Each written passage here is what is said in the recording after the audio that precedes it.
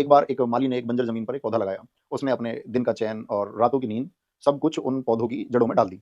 अपना सब कुछ दाँव पर लगाकर कि बातें कुछ और होती हैं और प्रेजेंट कुछ और तरीके से की जाती हैं। ये बात हकीकत है कि एक माली ने बड़े सुंदर उद्देश्य के लिए एक बगीचा लगाया। उसका मकसद था कि पक्षियों को इससे आश्रय मिले, मुसाफिरों को छाँव मिले और फल-फूल मिले। लेकिन उसे पता नहीं था कि वो एक बहुत बड़ी गलती कर बैठा। और उसमें एक पेड़ यूकेलिप्टस का लगा बैठा। यूकेलिप्टस आप जानते हो ना? उस पेड़ को उसने सींचा, वो हरा-भरा हुआ, लेकिन वो उसकी फितरत से अनजान था। यूकेलिप्टस जिसको सफेदा कह देते हैं, वो एक ऐसा पेड़ होता है कि वह अपने आस-पास के पेड़ों के संसाधनों को खाता है। वह उनकी मिट्टी में जो पोषक तत्व हैं, वह उनको सोख लेता है।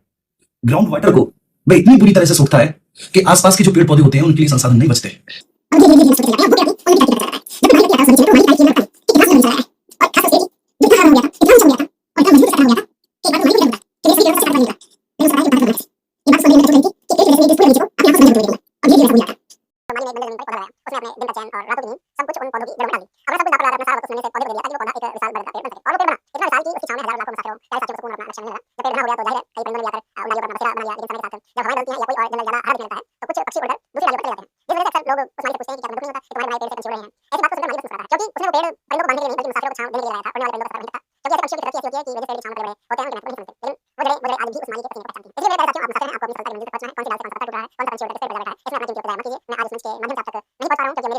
लड़ाई की तरफ मुड़ गई हैं, लेकिन मैं वापस आऊँगा। क्योंकि जिस आंगन को अपने हाथों से बुहारा है, उसकी फ़िक्र हमेशा रहती है। आप बस अपने लक्ष्य पर ध्यान दीजिए और चलते-चलते चंद लाइनें आप सबके लिए छोड़कर जा रहा हूँ। ज़रा गौर से सुनिएगा।